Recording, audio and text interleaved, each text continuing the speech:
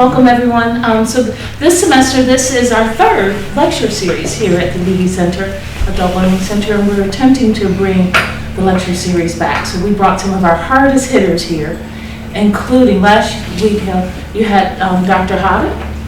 The week before that you had Monica Turner, and this week we had former ambassador of Ghana, Zimbabwe, I apologize, Ambassador Rhodes.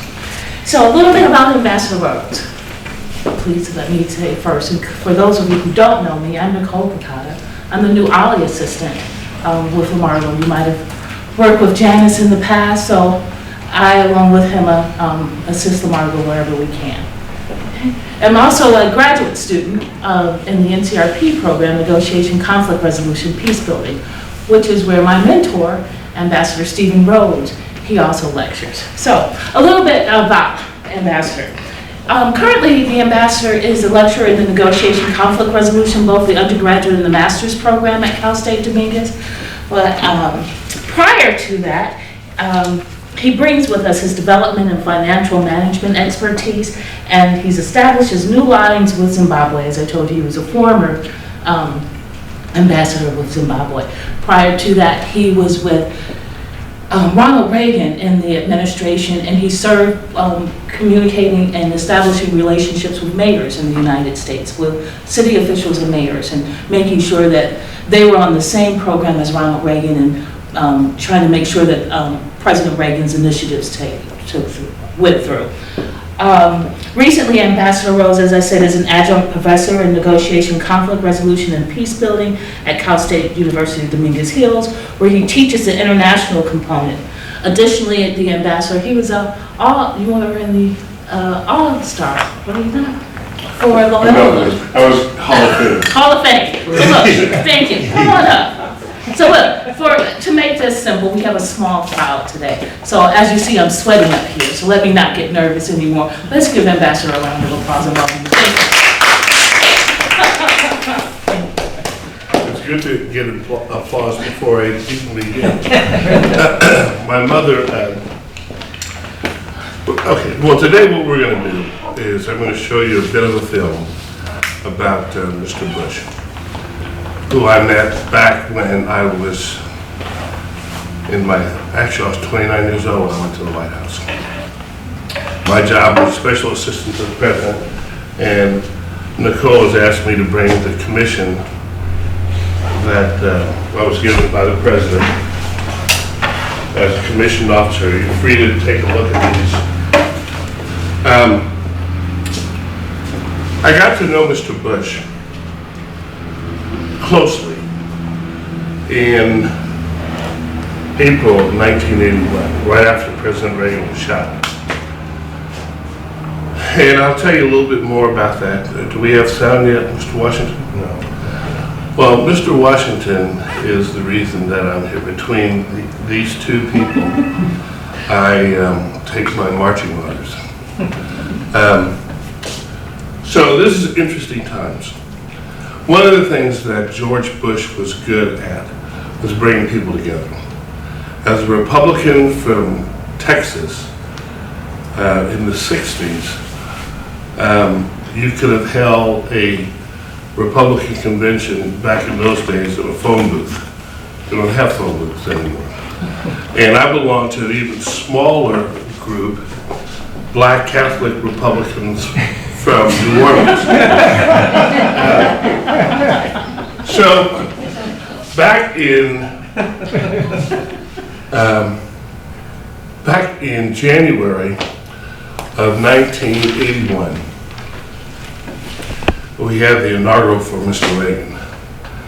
I'm not going to bore you with all the things that went on prior to that, but this is a story to show you how naive I was at 29. That December, NBC did a they did a mini-series called Backstairs at the White House, and it was about the ushers who are there through administration to administration. And I found it rather fascinating. So at the inaugural, earlier I told my boss, I was on the chairman's staff at Dart Industries, which was merged with Kraft. So in 1980, our company went from 600 million to $1.2 billion, and 2 billion one exactly. So I thought this was a great opportunity for me to use my MBA to learn how to market cheese around the world. When I told the chairman that, he looked at me, and pardon me, ladies, he said, "That's the dumbest goddamn thing I've ever heard you say. If Ronald Reagan wins, we need to get you back to Washington and find something for you in the Commerce Department, and you do that and then come back and run for Congress," which was not what I wanted to do. So I thought that now I've let the genie out of the bottle. So things went on, and he sent my resume to a guy named Penn James, who later became assistant to the president for personnel. So at the inaugural, I run into Mike Beaver. I don't know if you remember that name or not, but Mike was very close to me. When I worked at DART and ran our political action committee, Mike was the only, Deaver and Hanford was the name of their firm, and Mike was, they were the only consultants that I used. So I run into Mike at the California Ball, and he comes up to me and he says, "Steve-O, I hear your name getting bounced around for a position at the Commerce Department." My website is fast. It's not over yet. A little competition. So Mike says, "You don't really want to go to the Commerce Department, do you?" I said, "Absolutely not." So then as he walks away, he says, "Good, because we got a spot for you at the White House." Now, the idiot that I am, I'm thinking, why does Mike think I'd want to be an usher at the White House? I didn't realize the office of the president was a lot bigger than just the usher staff. I'm killing time here while we get this. So when I came back from Washington, I stopped off to see my mother. Create your Wix site today. And Wix, nobody does it better. Almost NC Marvel there. Studios, Captain Marvel. So- Theaters, March 8th. I stopped off to see my mother to tell her that I met with Jim Baker, the president, and they'd offered me a job as special assistant for local government. My job was to work with mayors, county officials, city council members, towns and township people throughout the United States, as well as the District of Columbia, and be the liaison between local government and the president, which at the time was challenging because unlike previous administrations where the budget was increasing, we were talking about cutting the budget, and we were talking about eliminating a lot of the categorical grants, which were grants that went directly from the federal government to local government, and they'd gotten used to that. And they didn't have to worry about politics, you know, jousting around with the state government. So I go in and tell my mom, I said, "Mom, look, it looks like I'm going to be going back to Washington, and this is what they want me to do." And I'm the last of 5, by the way. 4 sisters, all older than me and much smarter. So Mom put her head down for a minute and she said, "You know, when you graduated from high school in New Orleans, you got a scholarship to Loyola, and we thought it was Loyola in New Orleans. And you went all the way to Los Angeles. And then you graduated, and we thought you'd come back home. But instead you got a job working with one of those big old cooperations." That's the way you say corporations in New Orleans. So the next thing we hear, you're going to marry Betty, a nice little girl from home. We know you're coming back, and you bring that poor child all the way out here. And now you tell me you're going to go to work for Ronald Reagan." She put her head down and she looked up at me and she said, Steve, chat, meaning dear in French. You still Catholic? A lot of change. So, yeah, I'm still Catholic. And are we ready to go? Yeah, I think so. So what we're going to do is watch about an hour of this, and it gives you a history of George Bush. And I'm going to stop it right after the convention, and maybe a couple minutes into, and literally only a couple minutes into what happens after Mr. Reagan takes office.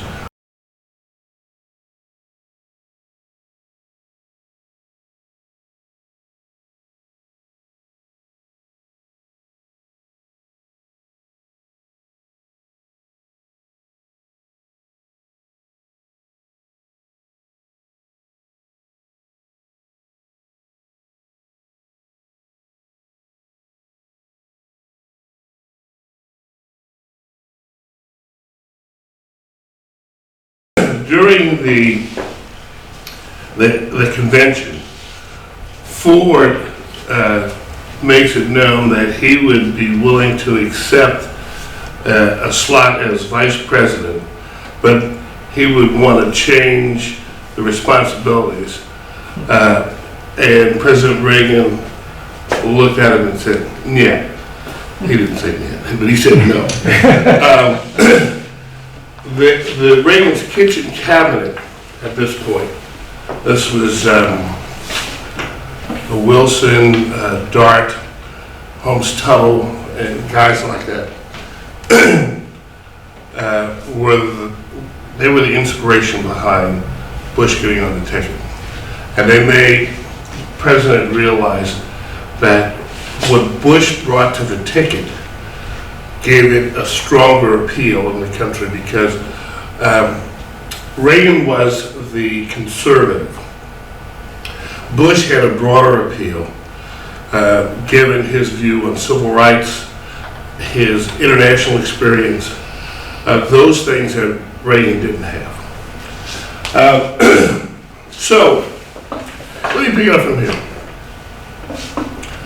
By the way, does anybody need to take a break? Can I get your PowerPoint? Yes, we Break do. for 5 minutes or 2? Actually, we're gonna, I don't want to bore everybody with that part. I'll just stop. But, and I guarantee you when you come back, you wouldn't have missed anything. So, Mr. Bush won, I believe, 7 primaries in the Republican primary. If you recall, John Anderson ran as an independent, and there was another guy whose name escapes, I didn't bring the paper with me, who was a libertarian who was on the ticket for the Republican primary. Actually, that's in the election. So you have Anderson running as an independent, this other guy, Jimmy Carter, and Ronald Reagan. Immediately after the election, Bush brought his, now I was in the Reagan camp, but I can remember talking to Pete Teeley, Chase Untermeyer, who you saw there, Shirley Green, and them all telling me that immediately after the election, Mr. Bush brought his staff together and said, "Listen, I don't ever want to hear you guys say anything about the president or the Reagan White House. We're a team." Mr. Bush really transformed the office of the vice president. Jimmy Carter started it by bringing Walter Mondale down from the Capitol. The role of the vice president was he had one function, one constitutional function, and that was to break tie votes. The rest of the time, he had a big office in the Capitol, and he kind of sat there, read the paper, played golf, whatever. Jimmy Carter brought Walter Mondale down and got him involved in policy. It's a tricky thing, because if you're a vice president, you really don't have a constitutional role in policy. You're there as an advisor to the president. So the thing that you have to be very careful about is you don't want to get between the president and one of the cabinet ministers or secretaries, cabinet secretaries, because if you do, they'll cut you off and you'll be out of the circle. So what he and President Reagan did was they would have their little Thursday lunches where it would be an hour and a half, just the two of them, and they would talk about issues of importance. And it was all private. He wouldn't tell anybody what they talked about. None of that was ever reported. But it was tremendously helpful to President Reagan. And he alluded to that on a couple of occasions. But it wasn't the kind of thing that you would hear in the press. George Herbert Walker Bush was the best boss I've ever had. I told you a little bit about Justin Dart and how I got to the White House. Fabulous guy. He treated me like I was his son. He had a son named Steve, by the way, who didn't want to be involved in the business, and Mr. Dart brought me along. And I learned so much from this guy, the kind of stuff that you don't learn in business school. And a lot of it had to do with people, talking to people and listening. And that's one of the things I try to impart with my students. You don't have to be the smartest person in the room. What you have to do is be the person who's listening more, because you never know what you're going to pick up from people. And I've adopted that throughout my career in business, in banking, in politics, and now in teaching. One of the things that was particularly good about Mr. Bush was a sense of humor and a trust in the people around him. My relationship began with him after President Reagan was shot. Again, as I told you earlier, my job was to work with local government. And what I was doing I had an hour of the president's time every week. And what I would do with that is I'd bring in mayors or county officials, city council members to talk about block grants, because we were changing from categorical to block grants. Block grants was going to be different for local government, because now instead of getting their money directly from the federal government, it was going to go to the states. And the states then would set up their own set of regulations. But what the federal government did was say, look, you can spend this money in this broad area. You guys work out the particulars in terms of how you want to spend it. And that was very wise on the part of President Reagan, because he had been a governor, and he realized that in the 50 states, they're different. And what works in Maine is probably not going to work in Albuquerque, and what works in Louisiana clearly is not going to work in the city of New York. So, the president shot. I'm thinking, now I got to figure out a way to make these local elected officials feel that they have a voice at the White House. So, not knowing my limitations, being 29 years old, I called the vice president. I said, Mr. Bush, can I see you?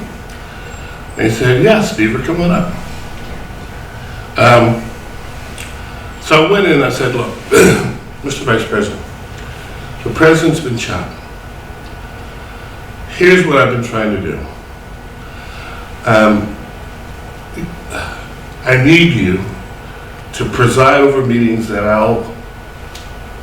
where I'll bring local elected officials in so that you can hear their concerns, and I'll make sure we have the right cabinet members there to answer their questions. But it's important for you to be there.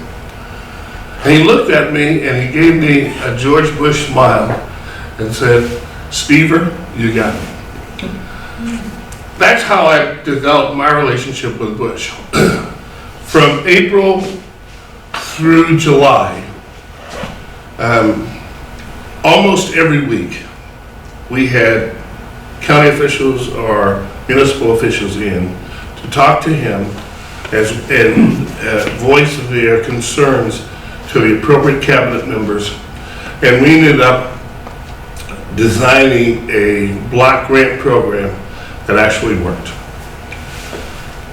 Bush was probably the most competitive guy I've ever met. And I think I'm pretty competitive. He used to run 3.5 miles. He wouldn't go further than that. But at 63, it's pretty good. Now that I'm 67, I really know what 63 is like. So we would do these runs on Sunday mornings. The phone would ring. This is back before cellular phones. And I'd pick up the phone and I'd hear, Mr. Rhodes, White House switchboard. We have the Vice President of the United States for you. Stever, it's 7 o'clock. We need you here at 8. We're going for a run. And usually that would mean it'd be me, the Vice President, and 2 or 3 other people. Lee Atwater, who ultimately became his campaign manager when he ran for president, I introduced to this group. And after you do this run, this is a little interesting aside, Mr. Bush developed something called the sauna effect. You guys know what it's like to be in Washington in the summer. It's as muggy as New Orleans. So you go for a run, so you got, 4 to 5 guys who've been running, and we're talking the whole while. Usually talking politics or sports or whatever as we run. And at the end of this, the car is kind of following us. And I can remember one Sunday in particular, we were doing the towpath. We had different paths that we run, but we're on the towpath that goes from the C&O. It's a C&O canal. And this is back before the advent of trains and stuff. So we run on this towpath. At the end of this, in June, we're dripping wet. We piled into the back of the limousine, and he would turn the air conditioner off. And that was the sauna effect. So on one occasion, and this is, we had Lee, I remember we had Lee there, Vig Gull, who you saw, and I started saying, this is cruel and inhuman punishment, and I'm going to call Ben Hooks at the NAACP and let him know how you treat me. So I'm doing this the whole way back. We get to to his residence, which is the Naval Observatory. All the vice presidents had the Naval Observatory.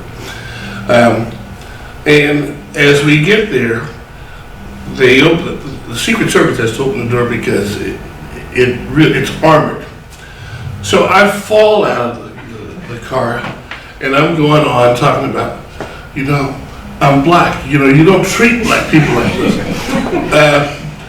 So I'm sitting on the porch, and I can hear Mrs. Bush walking up. Now, here's the key. I'm wearing, whenever we would travel domestically, I would always select a restaurant. That's how I got to be this size. So I'm sitting on the porch. I hear Mrs. Bush come out, and I'm wearing a T-shirt that was given to us the previous week when we were down in Destin, Florida.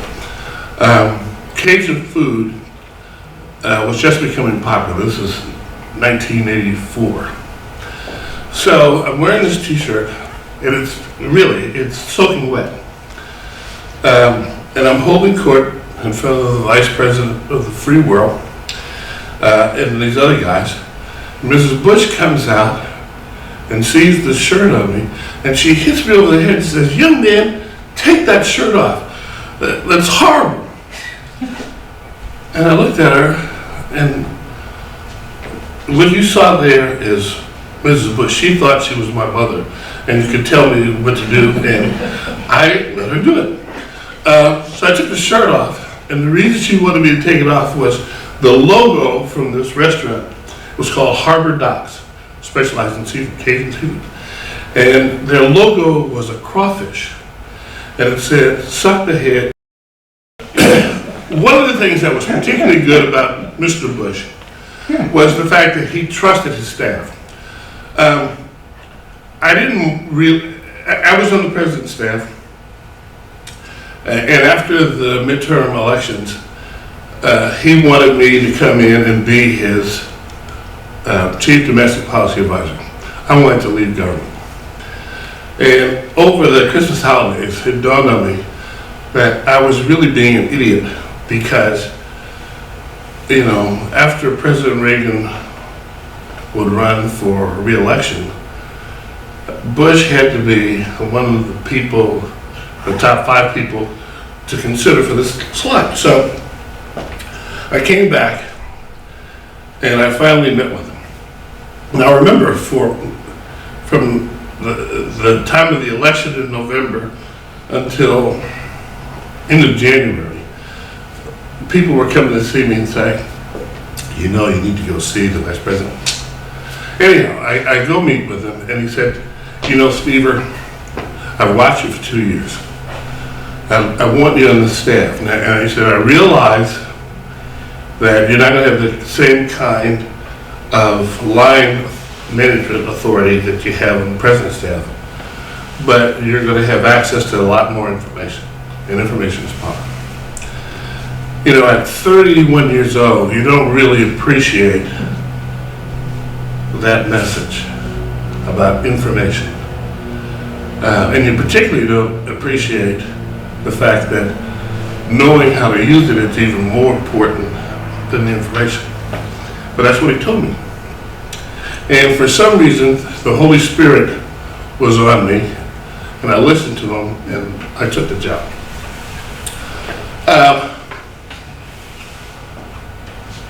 So, how are we doing for time? You're good. Okay. I'm going to tell you a couple more stories here. Some are very self-effacing. It's a good thing my mother has gone on because she wouldn't want me to tell the story. Right after the president was shot, I was supposed to have a meeting with him that afternoon. And I got a call, and my assistant did, Steve, your mom's on the line. And she said, Steve, are you okay? I said, yeah. She said, you weren't with the president? I said, no. She said, God, for God's sake, don't stand next to the president. Now, everybody else wants to be seen with the president. So, as time went on, every time she knew that I was going to be either with the president or the vice president, she said, Steve, for God's sake, don't stand next to the... So, Mr. Bush, and I gotta tell you, you already heard me say that he's the best boss I ever had. That Bush family is something special.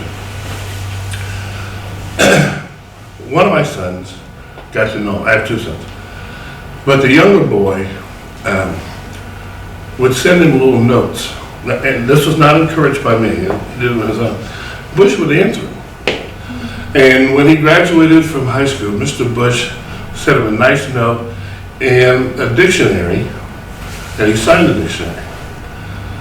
Unfortunately, it was destroyed in Katrina, but that's the kind of guy he was. So, during the '84 campaign, he did a lot of campaigning for the president. We would be gone 3 to 4 days a week. My routine was, whenever the president, vice president traveled domestically, either I'd be on the plane with him or someone from my staff. And we had the briefing book so that when he would do a press conference, before that stop, we would brief him on the issues and so on. So, to make a very long story short, and I'm not going to bore you with why, but I was late for Monday morning Wheels Up.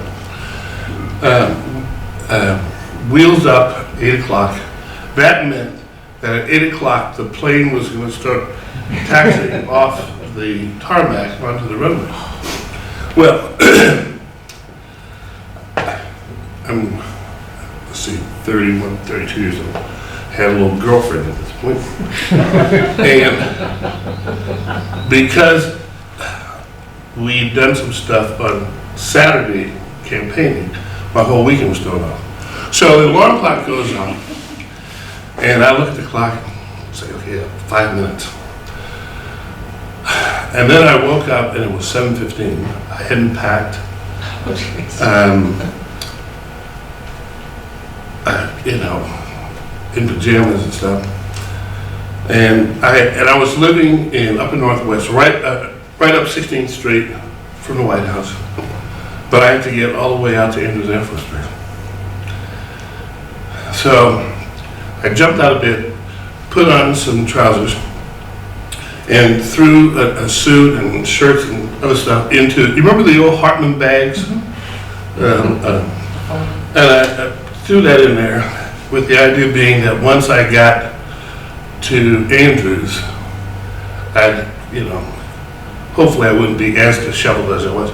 Now, here's the problem. I was driving a little Porsche that I had, and it's hard to change in a Porsche. So, I'm thinking, okay, what to do, I'm looking at the clock.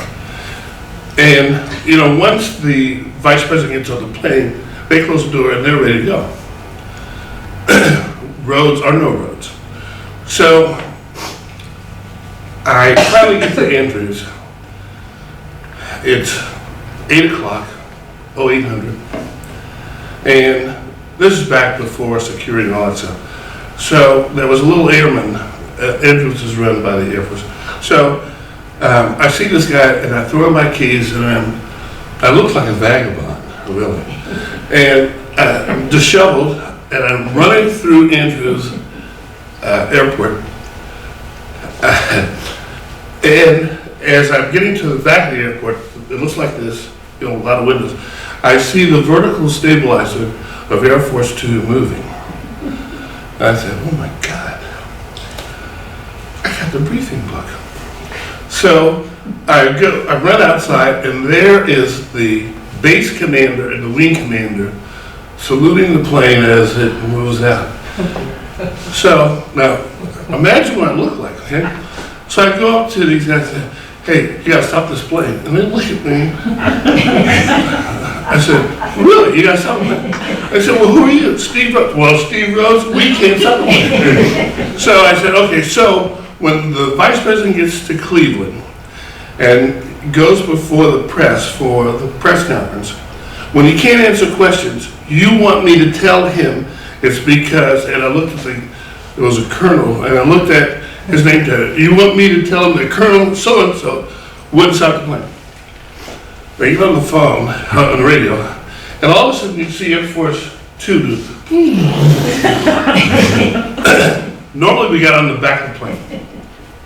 They send one of the, you remember the old days where they have these little trucks that had the ladder that go up and you go on? So they sent one of those things over for me. At this point I'm starting to get a little worried. And I noticed they didn't drop the ladder at the back. They opened up the front door. So here is Vagabond Rhodes. You know, still, I hadn't even zipped the thing. Clothes are coming out. So when I get up to the door, you know, when you travel with these guys, you know, a while, you get to know the crew and the plane, they know you. So I get in, and there's two guys sitting right by the door. They look at me and they look away. So I start to walk down, and as we walk down Air Force 2, there are two bedrooms. Turns out Mrs. Bush was on the plane. And as I'm walking down, she's at the door, and she looks at me startled. She closes her door. I thought that was odd. So now I'm walking down. So you got one bedroom here, another bedroom here, and this area here opens up, and it's a big office. And there, sitting at the desk, is the Vice President of the United States doing what he normally does, you know, because they don't tell him to buckle up. He's at his desk and he's eating his usual breakfast. Great nuts with yogurt, black coffee. So as I enter into the office part of the plane, he's sitting at the desk holding a cup and coffee all down his white shirt. And I started saying something, he said, no, just go. When I left the White House, they had we did a fundraiser. It was the Steve Rhodes Celebrity Roast. And Mr. Bush told that story. All right, like I said, in spite of that, this guy trusted me. So, Mr. Reagan, in 1983, wanted, at this point, we'd started something called the Star Wars defense. Really, it was fictitious.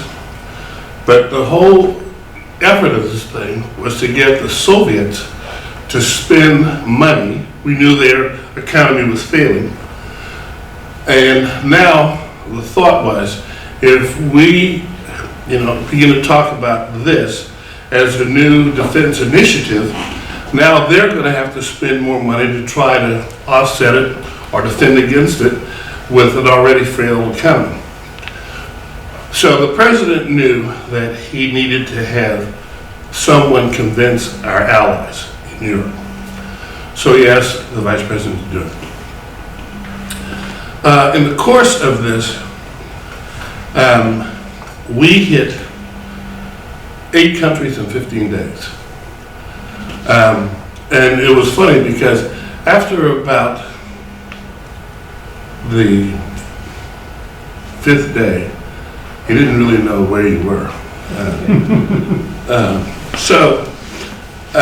But on the trip, what was interesting was, on our way back, we stopped in Iceland. And my assignment in Iceland was to meet with the Minister of Defense. So this is Bush doing this, okay? He said, Stever, I want you to meet with the Minister of Defense. They had a problem. We had an air base there. And there was some rumblings about the government wanting to close our base. It was important in the Second World War because it was a refueling stop and a listening post. This is back in the days when there was just radio and you could send a signal from there just about anywhere. But it was also a refueling point. So, but we still had this big base with all these airmen. And they're talking about closing this. So, I was sent to go meet with the Minister of Defense. Remember, I'm the domestic policy advisor. So, apparently these guys hadn't done the background on me like they should have.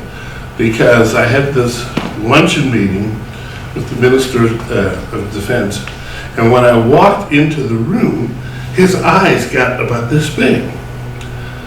And it was for a reason. So, our meeting was supposed to last 30 minutes. I think it went an hour and 45. So, at the end, I'm looking at my watch because I have stuff to do.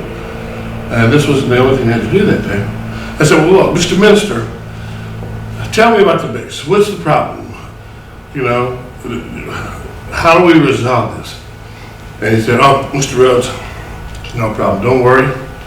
We'll take care of it. And all you heard was grumbling about closing the base. Here was what the problem was. A lot of the fathers, and I mean by the senior people in government, they wanted to close the base because the Icelandic women were becoming very much enamored with black airmen. So Bush sent me to talk to the Minister of Defense. It worked out. He knew what he was doing. Last thing, 2 more stories to tell you about George Bush. In 1984, during the campaign, the NAACP had their annual meeting in Washington. In New Orleans. And there was a lot of polarization within the Democratic community in the black community about President Reagan. So they invited President Reagan to be their speaker, and it was turned down, and they sent it over to Mr. Bush. And before he would accept any events, typically it would circulate through the staff, senior staff, and we'd make recommendations as to whether or not he should do it. So everybody on the staff thought this was a good idea for the vice president to do this. And I said, no, it's not a good idea. These guys don't want to hear anything you have to say. Now, if you want to talk to black people, why don't you let me set up something with some of the black business groups, the Black Chamber of Commerce, the black manufacturers, somebody who actually appreciate your, what you have to say and what we're doing. And he looked at me and said, Stever, no, that's too easy. If I don't do this, who's going to do it? And he says, we have a good message, and I want to make sure that they hear from me. I said, well, my goal will be to get you in and out without getting booed. He got booed. It was a bad experience. But that's the kind of guy he is. He had strong convictions, and he thought that was the right thing to do. Last thing was also in 1984, we had a problem with the peso devaluation along the 36 border counties from Brownsville, Texas to San Diego. The president was going to be in Texas and he was going to give a speech at a rally, and he wanted to be able to announce the fact that he put together a task force to do something about the peso. These counties, most of the revenue to the counties along the border at the time came from commerce, sales tax, stuff like that.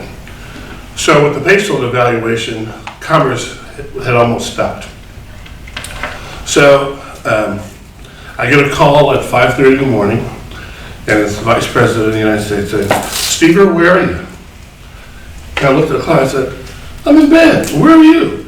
He said, I'm at the White House and I'm waiting on you.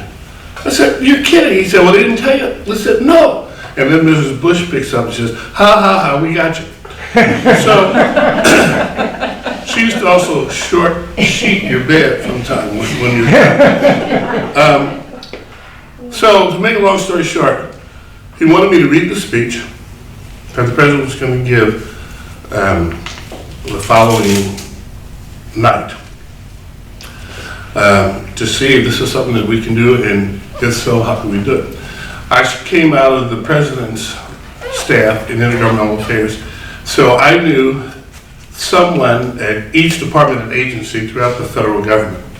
And I said, this is no problem. What we'll do is we'll bring everybody together, and what we'll suggest to them is that they go back to their departments and look for grants that were in the pipeline in these 36 border counties, and what we'll do is we'll expedite it. We'll move it further up the pipeline so that we can expedite funds that are already working through the system and are in effect approved but just waiting.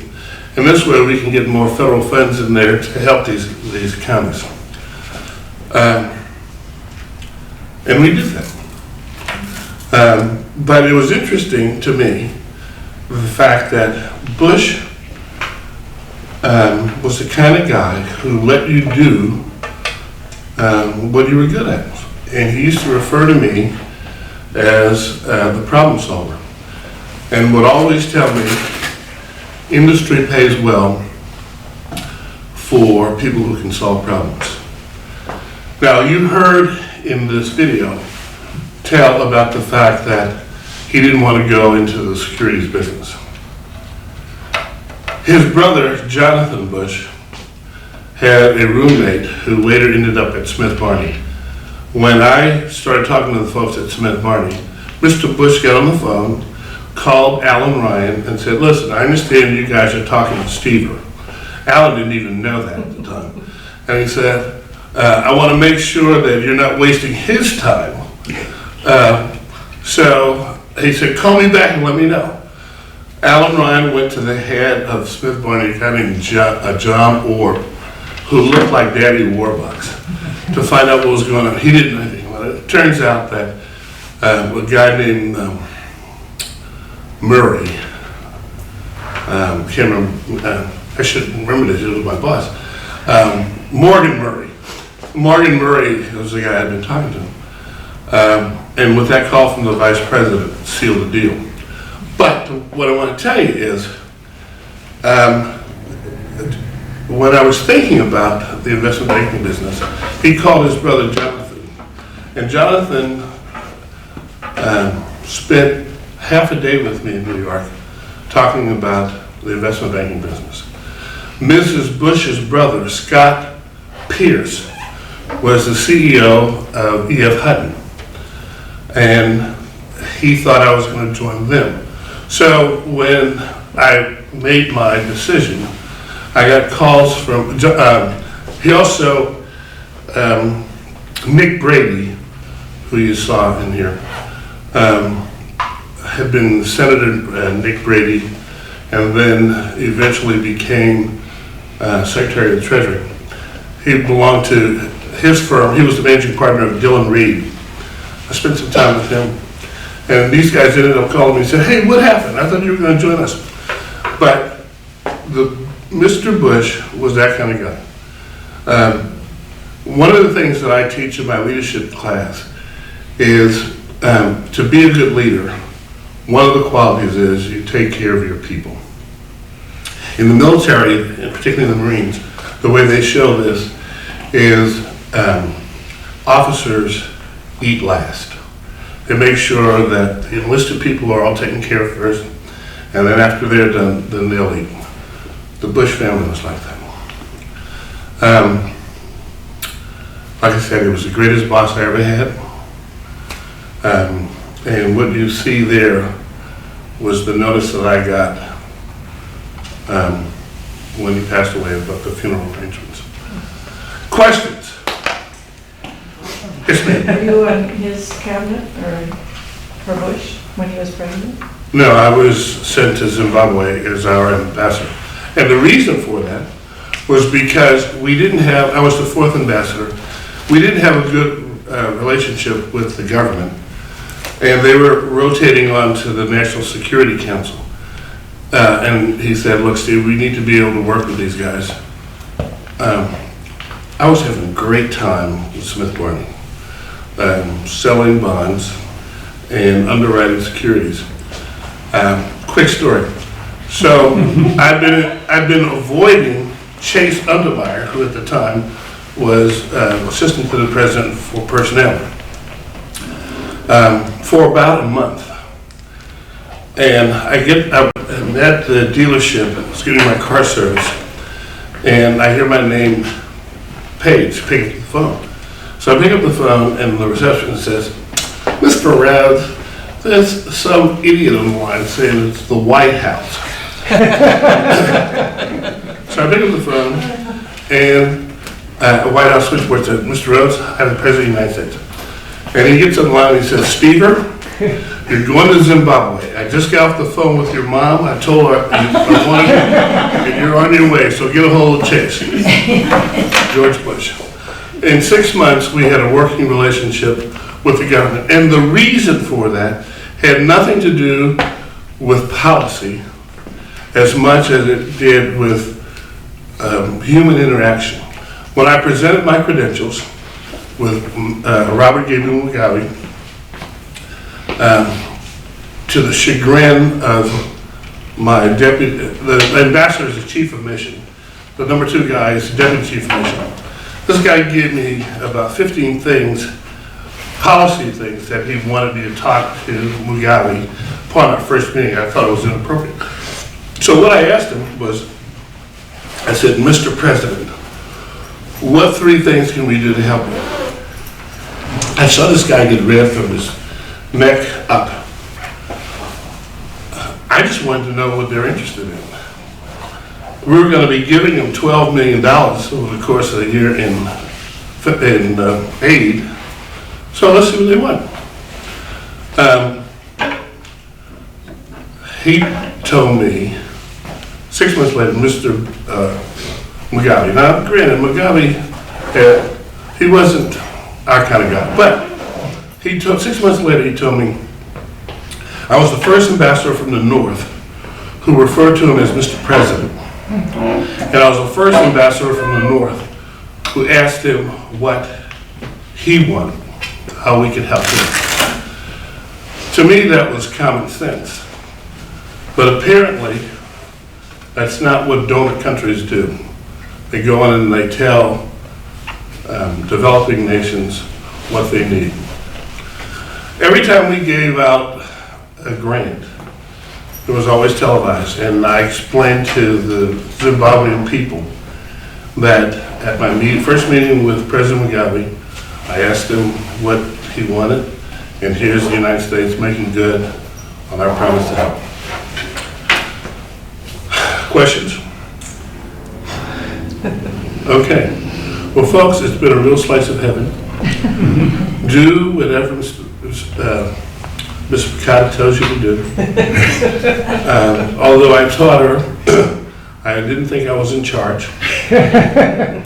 But she has your best interest. It's been a pleasure. Thank you so much.